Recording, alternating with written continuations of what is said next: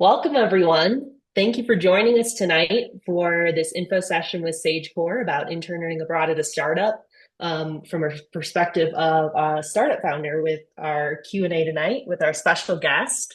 My name is Hannah, and I'm our head of community here at SageCore. Danny's also on the call. She'll be jumping in the chat and checking if you have any questions as we go along.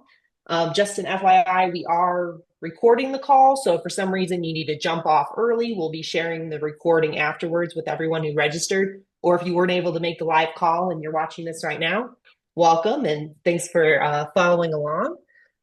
You'll see there's a Q&A feature down at the bottom.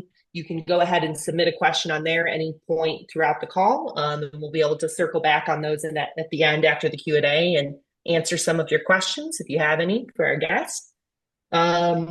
So as I mentioned, yeah, our special guest today is Mateo Garcia. He's the founder and CEO of Condor Media, which is one of the startups that we work with for SageCore based out of Madrid.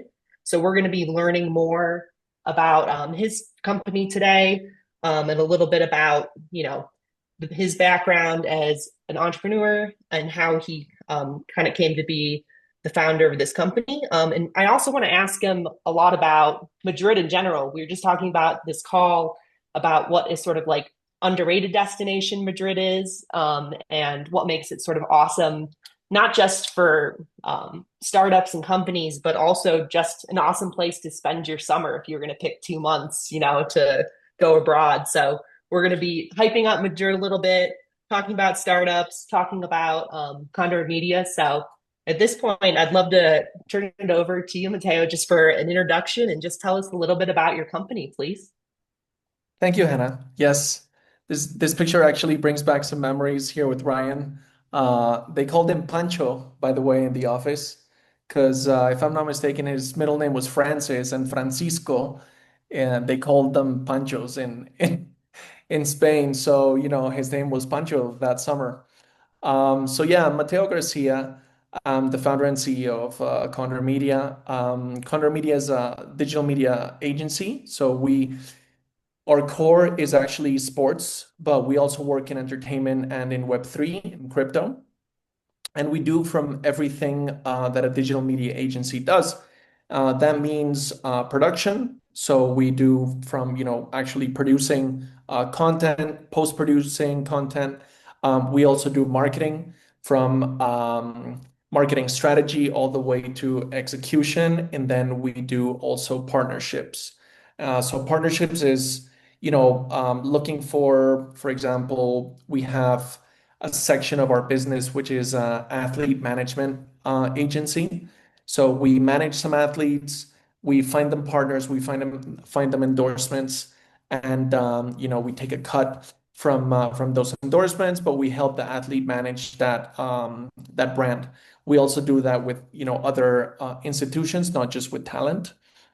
And yeah, that's kind of a big picture on what we do. But we are quite let's say, dynamic and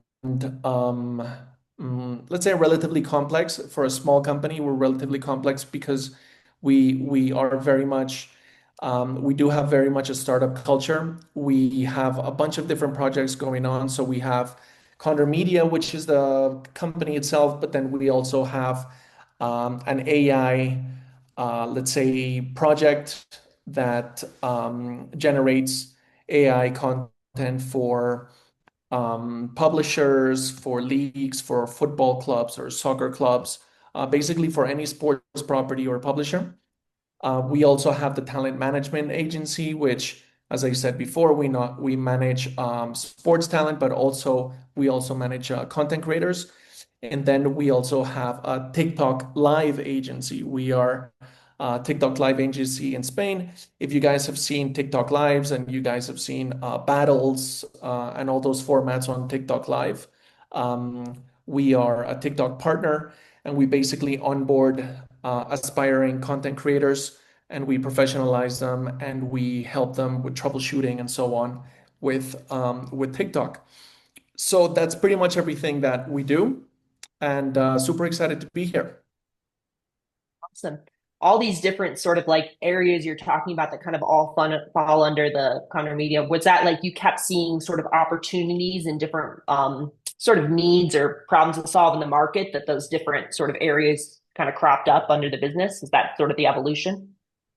Absolutely. So I'm a producer. I studied film and TV production, and I worked at Real Madrid TV for about a year back in 2010. At this same time, and maybe for some of the students watching us, that's like ages ago, 2010. Back at that time, YouTube was pumping a lot of money in original content. So they were pumping around $100 million in generating, premium content that would have people kind of stick around longer to watch their content. Because before that, it was just like a dump of home videos and cat videos and so on, right? So in that initiative, let's say the YouTube Originals initiative, a number of soccer channels were born.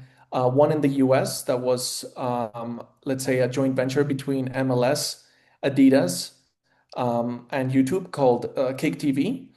And then one that's still going in England called Copa 90. So for some of the more football or soccer fans, they might know Copa 90.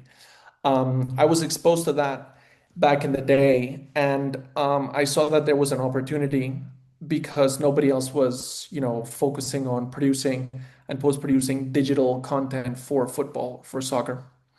So since I was a producer and I had some pretty good contacts, I said, you know what? I'm gonna start doing that. And I'm gonna set up my own little production company that initially was just myself. Um, and I would just get production gigs and I would, produce them and sell them to traditional broadcast media. But then I started getting more and more into the digital media part.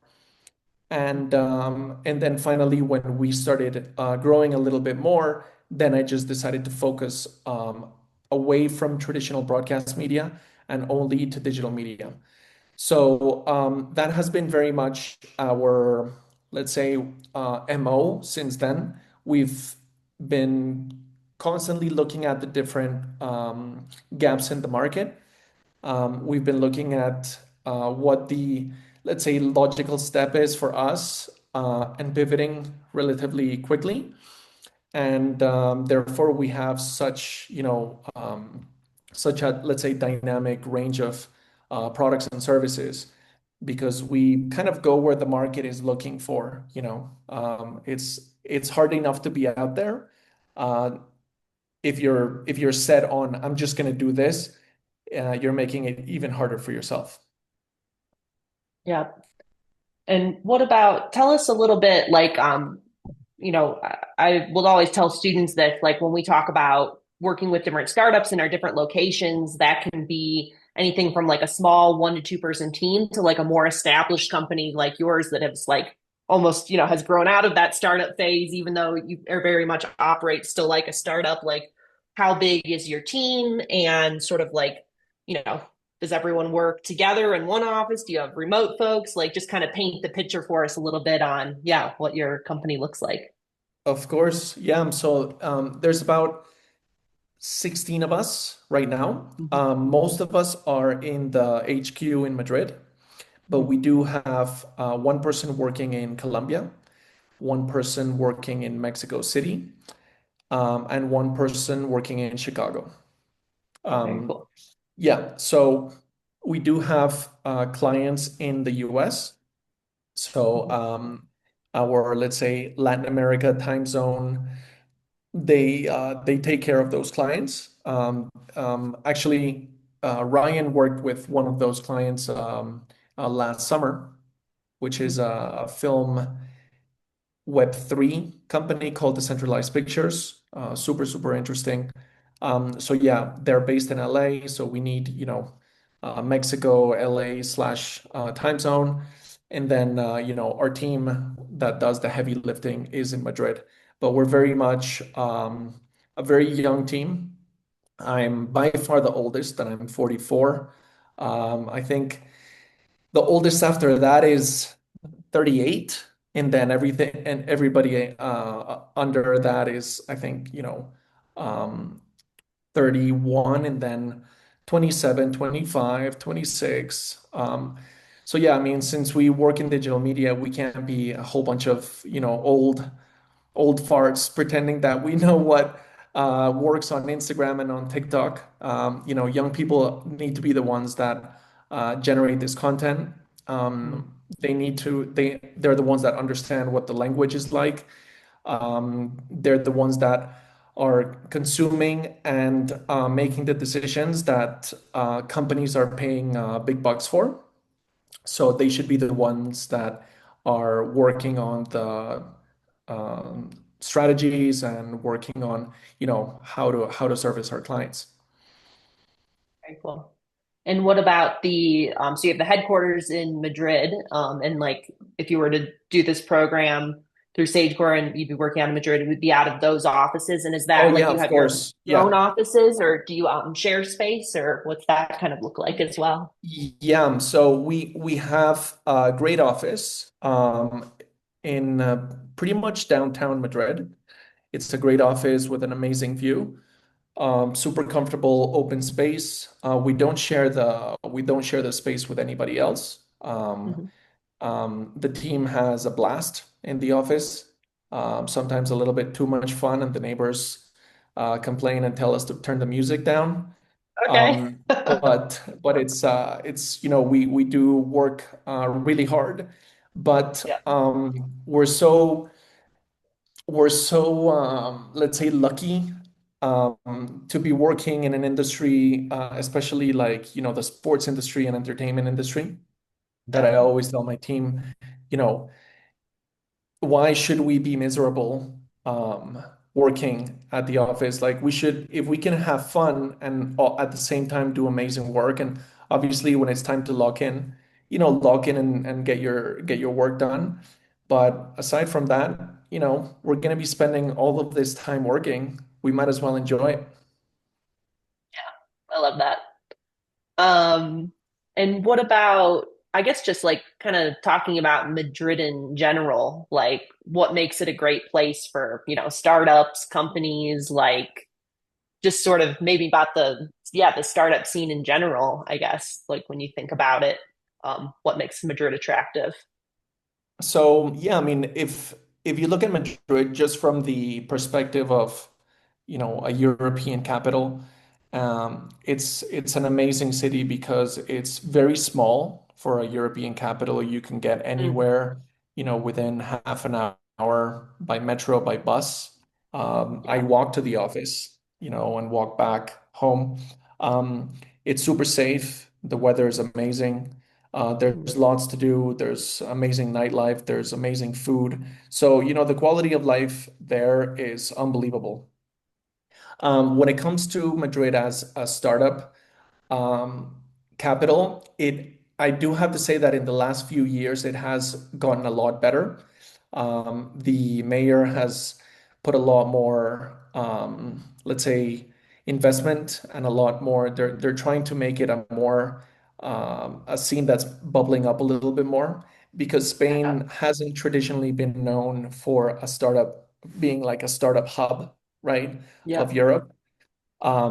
But it is quite an amazing city to work in because, I think Spanish people in general, they live, so they don't work to live.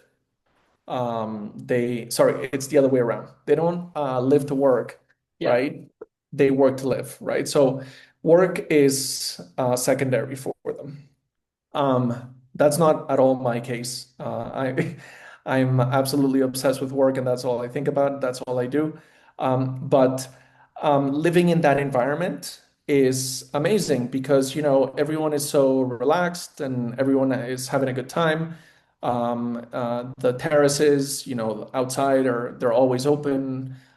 People are always, having a drink and meeting up with their friends. So it is quite an amazing city to live. And I think in the last couple of years, there has been a lot of new tech startups that have been starting, especially in Madrid. Um, Traditionally, it was more in the Basque Country or in Barcelona, but Madrid is gaining some ground there. Makes a lot of sense.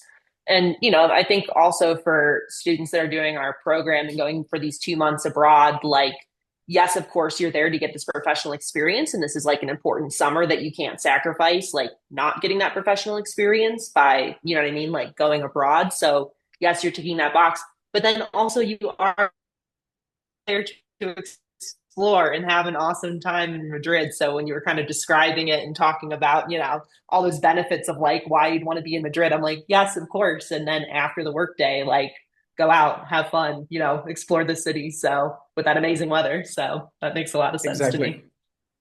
Yes, Um, I think what students can expect working or coming to do their internships with us is that they would find a very dynamic environment. So as I mentioned before, there's a ton of different projects to work on. Also, we are an established company and our credentials are quite unique, let's say, in the world of sport. We have been working with Real Madrid since 2017. We're a trusted partner for them. We generate a lot of digital content for their social media. We've, been with them since they had 50 million followers on Instagram. mm, Now I think they have 170 something. We've broken 600 million followers across all social with them.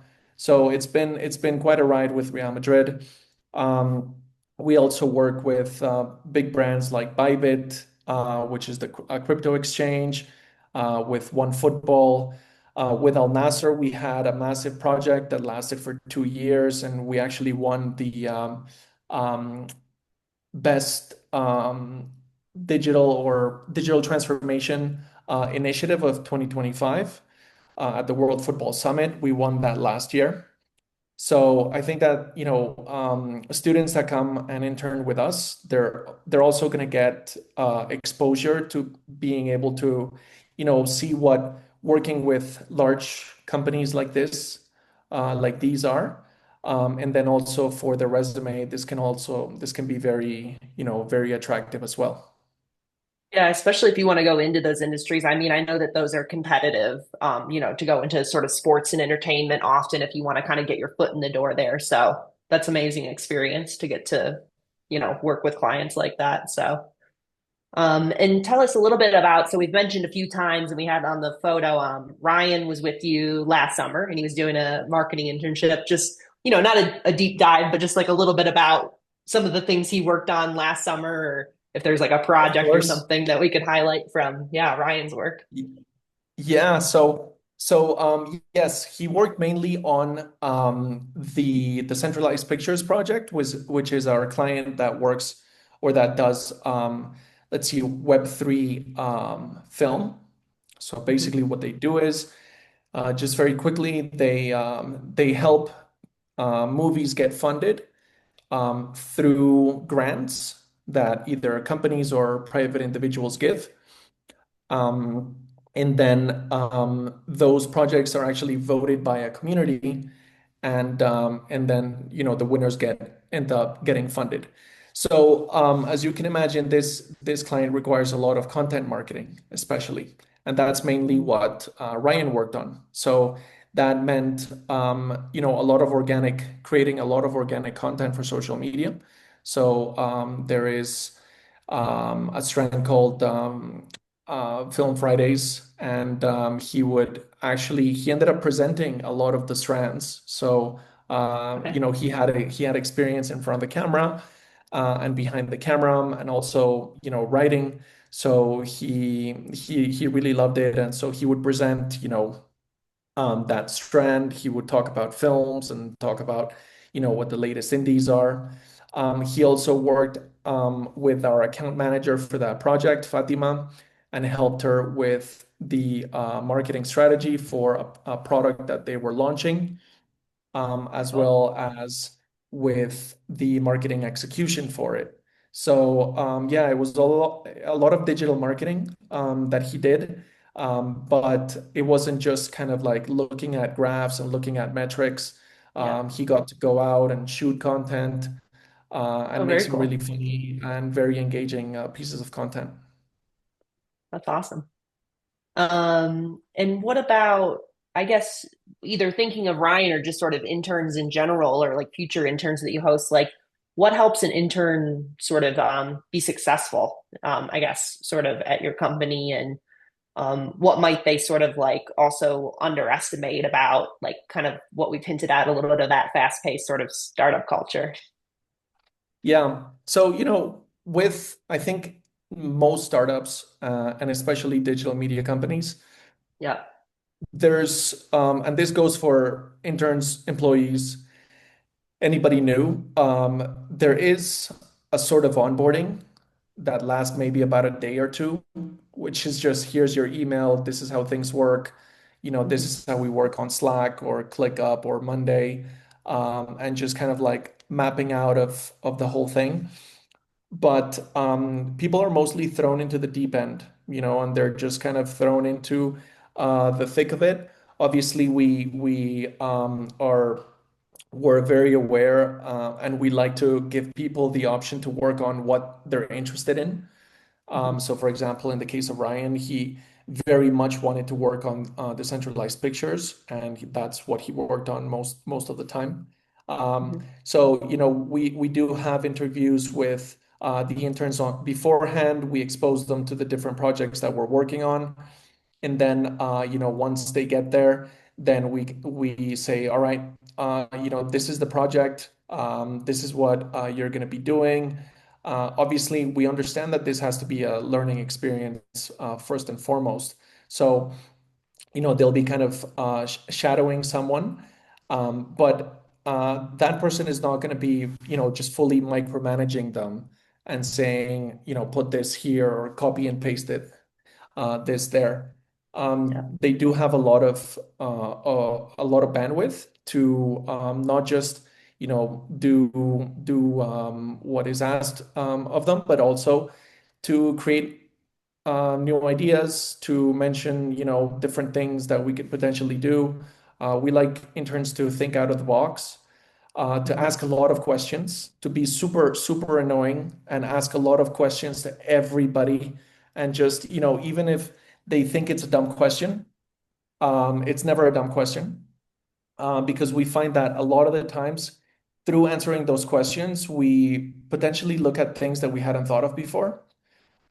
So, we really like them to be very involved and yeah, just very conversational, very communicative with the rest of the team. I think our company culture is excellent, so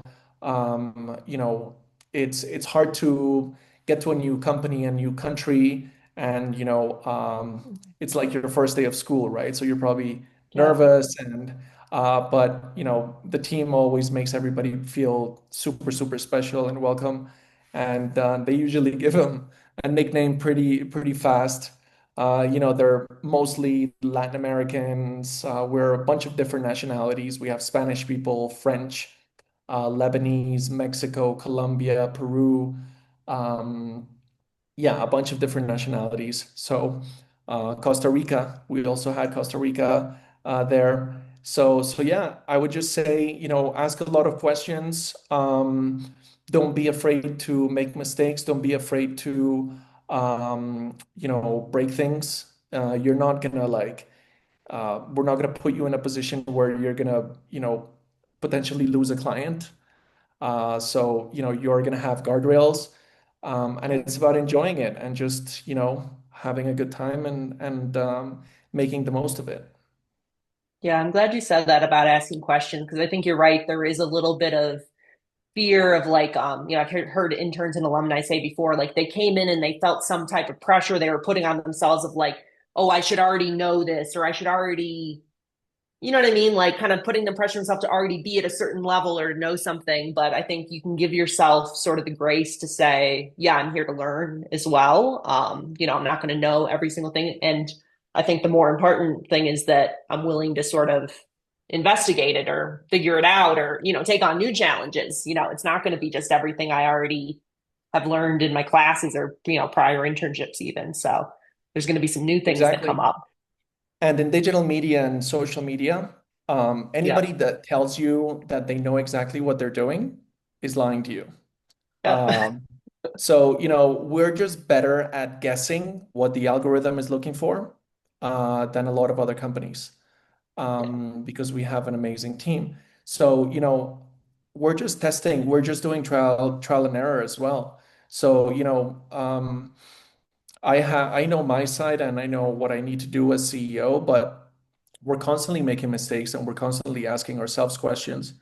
There's no reason why the interns should feel like there's an expectation for them to know um, stuff that, we've been in the industry for over 10 Yeah. years that we still don't know. Yeah.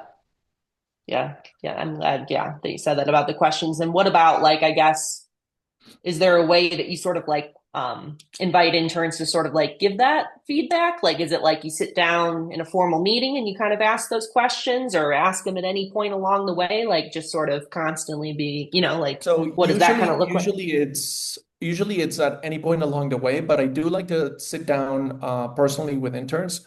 They Hmm. obviously have, lots of different talks with either my head of operations or the person who is the account manager for the project. So, for example, in the case of the centralized pictures, Ryan was in a lot of contact with Fatima, our account manager for that project.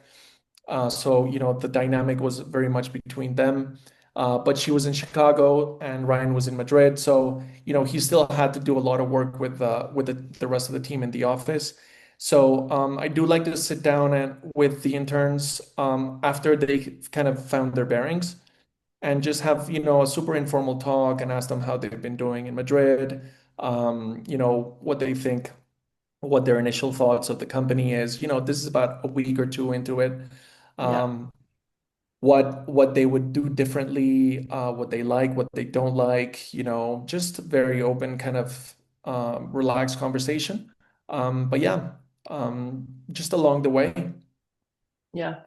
I think that's cool. And that's like also sort of, I think, a cool part of, going to intern at a startup or a smaller company that has like sort of that flexibility. Like it's not sort of this like, I'm in my cubicle over here, the boss is over here, but I never see him type thing. Like you're very much working with all the different people on the team. Like you're sort of involved in the day to day. And yeah, it's not so weird to, ask a question of the founder and CEO of this company. So Yeah, I had that experience at Real Madrid TV, very much massive company.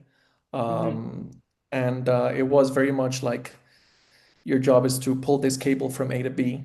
And yeah. I lasted a year. And it was my dream to work at Real Madrid TV. And I lasted a year. I couldn't take it.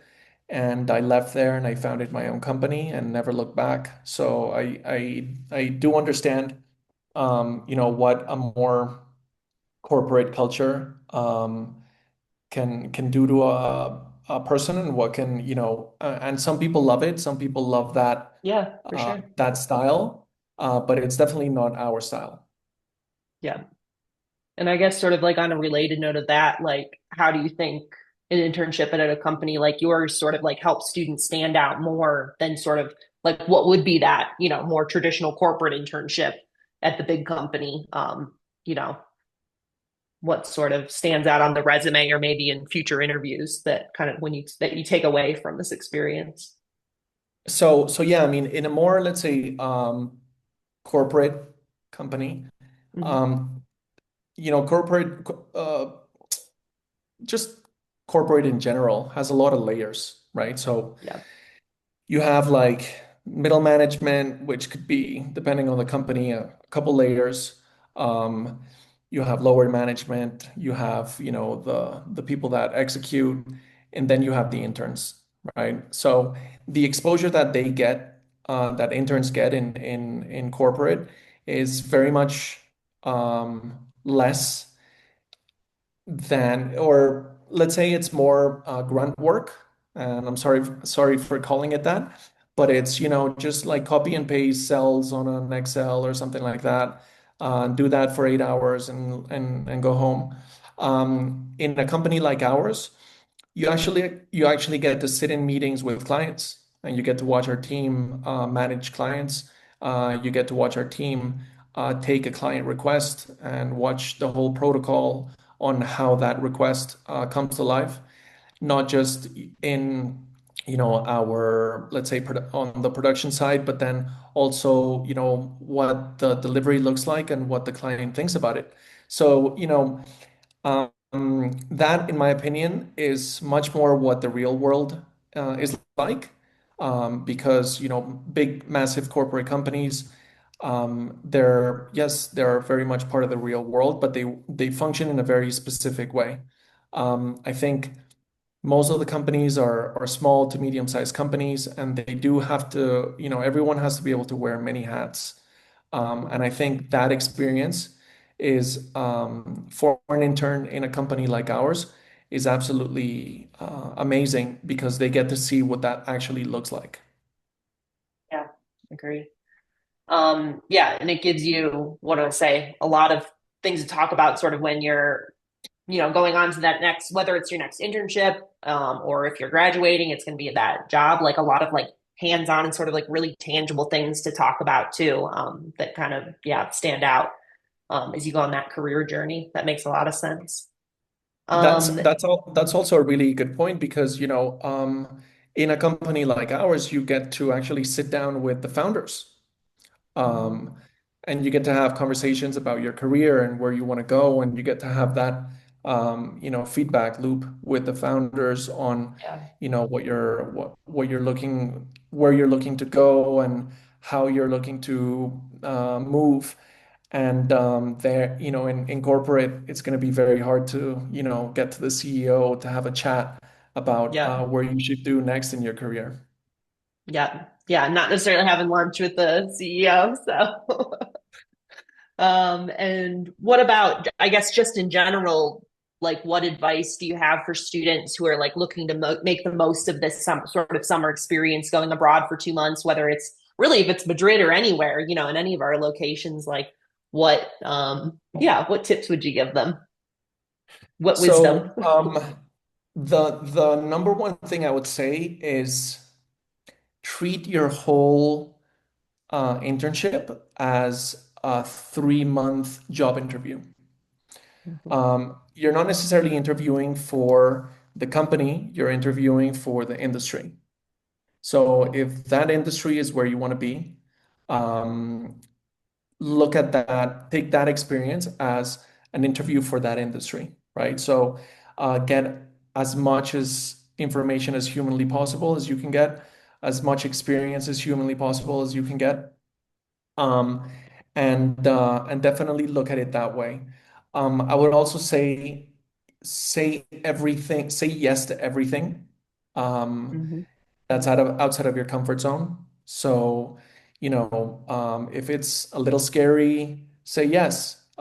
Just do it, right? And it's going to be scary, but you're in a protected position as an intern. You're not going to be allowed to, do an epic fail.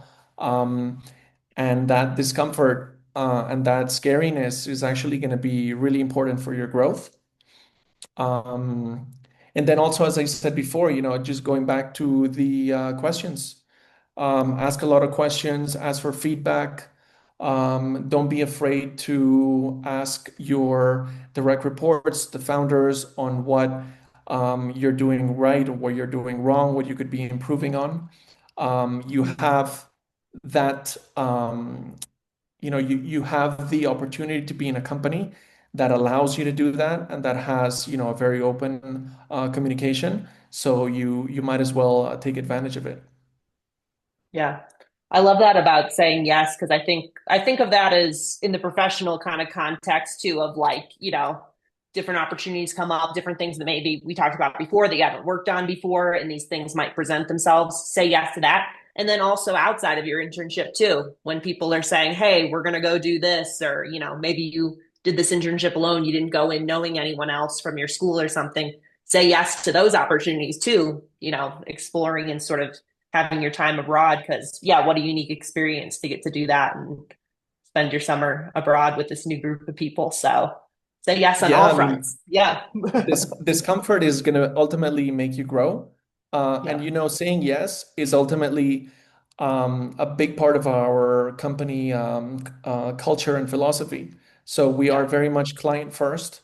And sometimes the client will ask us for something that's out of scope, and we'll always say yes. Yeah.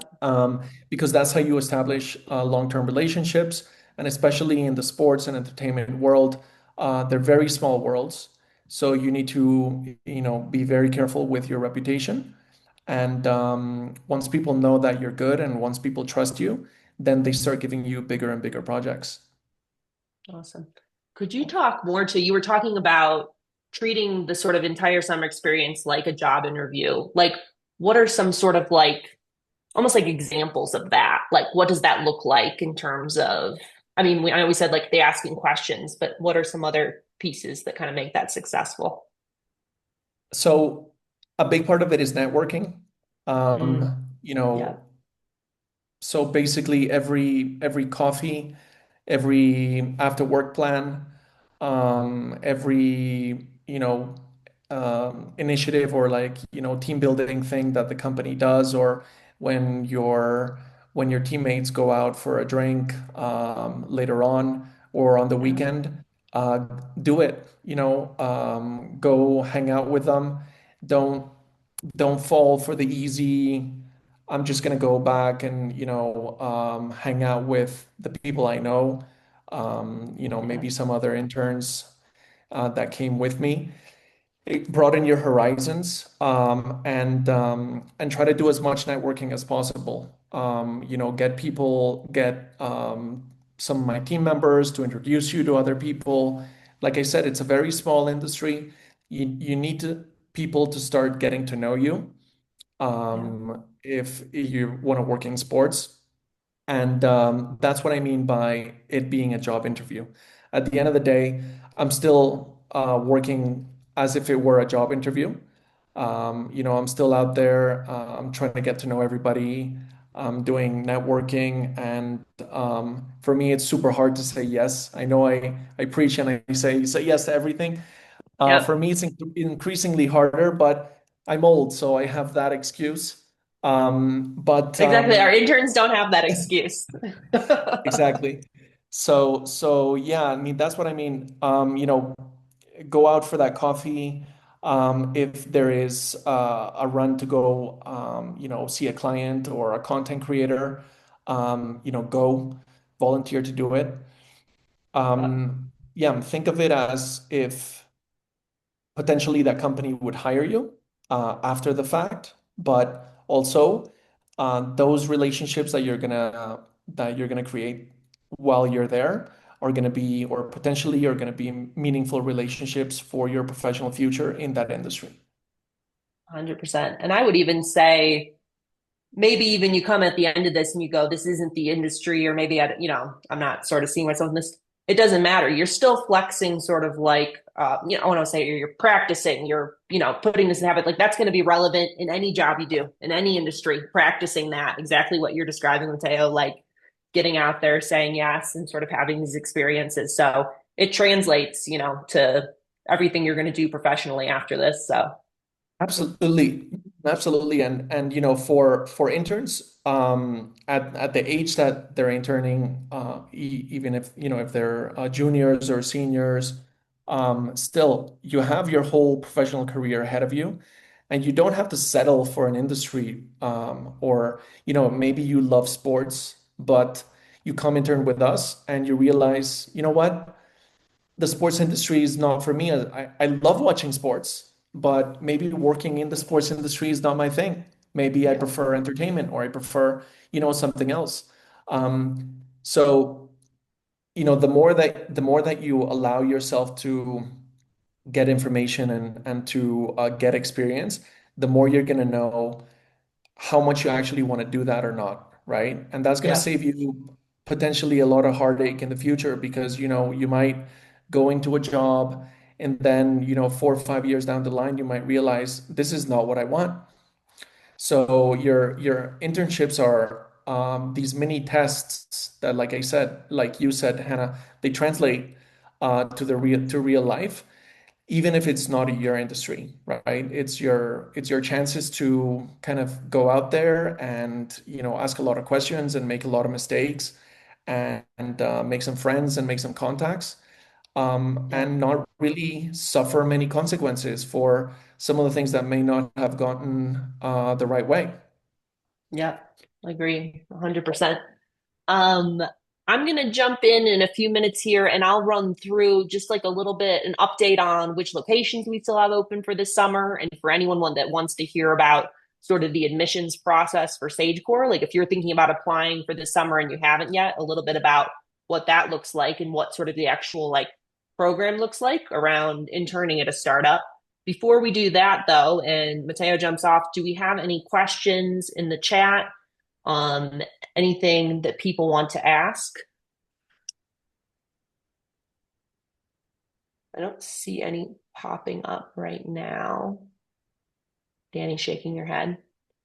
If you're watching this recording too, and you've joined sort of like after the call, feel free to email SageCore as well. I'll put our email address up on the last slide. If you think of like a follow up or something else that didn't get answered on the call, we'd be happy to answer that. But on that note, if there's no questions, thank you so much for joining us today and yeah, telling us more about your company and just Madrid in general. So I want to go to Madrid. This is the only SageCore location I haven't been to, if you can believe that. So I need to schedule I'll my trip. be, So of course, you're welcome anytime you want, and we're looking forward to hosting Sage interns this summer.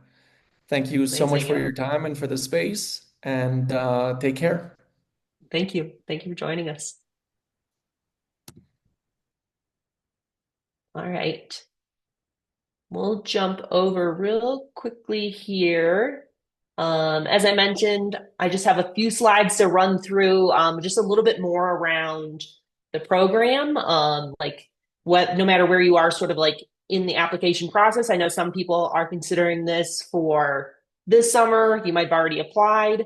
And then we also have a group of people that I think are probably just exploring this, like maybe you're underclassmen considering this for a future summer. So I can tell you a little bit more about our SageCore program. We also host other regular info sessions. If you're looking for sort of like a more in-depth overview of sort of like what's included in our 8-week summer program, or if you also want to hear some of our alumni perspectives, Danny can drop the link into the chat of our events page that has a recording from a past summer session. And on that, you'll find, yeah, more of a deep dive into the SageCore program and then also some alumni talking about how they spent their summers and what that looks like. So as I mentioned, SageCore, we send students to intern abroad at startup companies. All of our programs, including our 8-week summer program, consist of these three components you see right here. The first one is the SageCore Skills Academy. You complete this and enroll in this before you go abroad with us to do your 8-week internship. And it's really about upskilling and sort of closing the gap between what you might have learned in the classroom already or in prior internships, and then what will be expected of you at your internship abroad.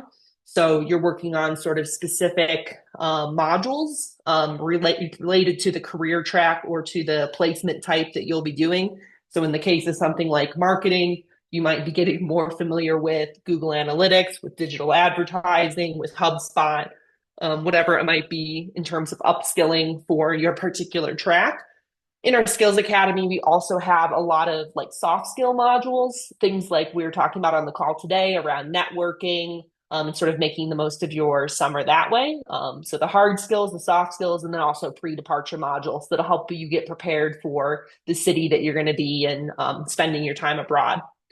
The next part is what we were talking about today, the 8-week summer internship abroad in one of our global cities, where you're interning with an early stage startup full time. And then the third component of our program is a little bit what we talked about too, this sort of, you're getting hard skills and sort of gaining experience, yes, from that professional experience interning with the startup company, but there's also so much to be gained from living abroad, having that experience that's quite unique. Less than 1% of college students have work abroad experience. So getting that unique experience of, yeah, getting to live and work abroad. And we have some events and some different things to help you with that as well. In all of our cities, there are included cultural events. I think that photo that we're looking at there was either, I don't know if that was Barcelona or Spain, one of the cooking classes I see there making a meal. So you have some included events with us, and as well as our Sage Core orientation that takes place in all of our cities abroad as well. In addition to your startup founder, you also have a local city manager that's based in that city where you'll be interning abroad, and they're going to help you with this component as well.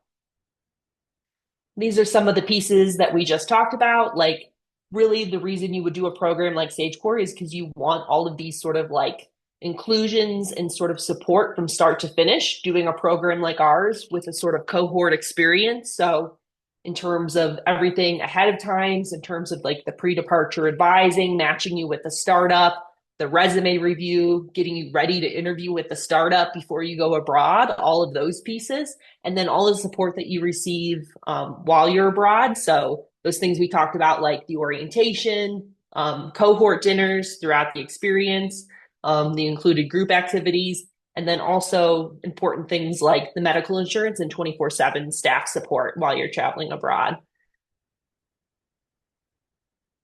In terms of the locations that we're offering this summer, you can see here a list of all of our available locations. Amsterdam and Barcelona are now full and on wait list only. And I believe actually as of this morning, Berlin might be as well. We might have one spot left in Berlin.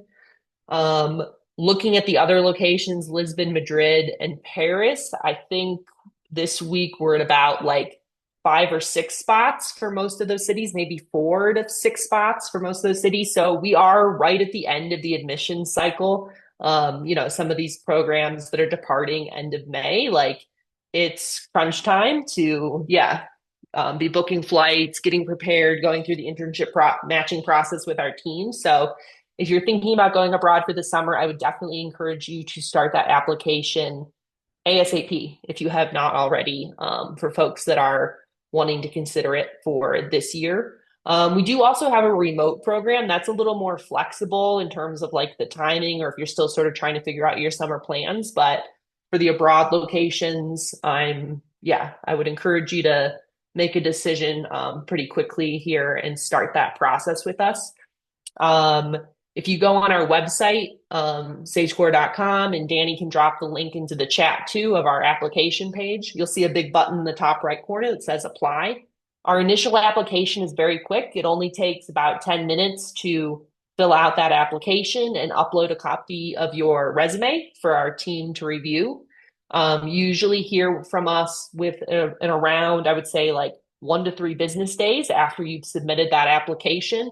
Our team is going to go through, review your application, look at your resume, make sure you're a good fit for the program, and then you'll get a link to interview for the program. We use a platform called SparkHire where you can record your answers and upload those through the platform. But the interview is basically a chance for us to, yeah, get to know you better as a candidate, a little bit about your past experience, and sort of see what you're trying to get out of this summer. From there, if we think we can make you an offer for that city and the role type that you've selected, we'll confirm both of those things and extend you an offer. This is your chance to also connect with our team. So whether that's jumping on a Zoom call, talking to someone on our admissions team. We also have Frida on our team. She's an alumni. She did the program this past summer in Lisbon, and now she's part of our admissions team. She's a great person to connect with as well. So you can chat with the team, get all your questions answered. And it's only then that if you decide to enroll, you're like, this is definitely what I want to do this summer. I want to accept my offer, that you then put down a deposit and you decide to enroll in the program and move forward. So no cost, no application fee or anything like that. It's just if you decide to enroll and move forward, then you're going to put down a deposit and move forward on the program. Once you're accepted your spot, like I said, we're now getting pretty close to departure for a lot of our locations. So depending on your location, for all of our locations, I should say, right away, we're going to be enrolling you in the Sage Core Skills Academy so you can get it started with that. And then depending on your city, you might also be going through the next steps pretty quickly in terms of resume prep, interview prep, all of those next steps so we can get you interviewing with a startup and get you matched because, yeah, summer's coming up quick here. This is a code if you want to scan. This is all the same link that Danny put in the chat, but for those that are maybe watching the recording, if you want to scan, to click apply now. As I mentioned, our deadline is April 30th, but if you are looking to go abroad, especially for one of these cities that is about to close up or that we have pretty limited spots on, do not wait until the 30th. Go ahead and get your application in now, I would say, especially for Madrid. We only have limited spots left there. So if you're thinking about it and you're, yeah, ready to move forward, I would encourage you to apply now. And then our next slide here, this is, I mentioned, the URL to apply. And then also, if you have any questions, or again, if you're watching this recording and you have some sort of follow-up questions for myself or Mateo or for the admissions team, you can email us at campusrelations@sagecore.com. And yeah, thank you so much for joining us today.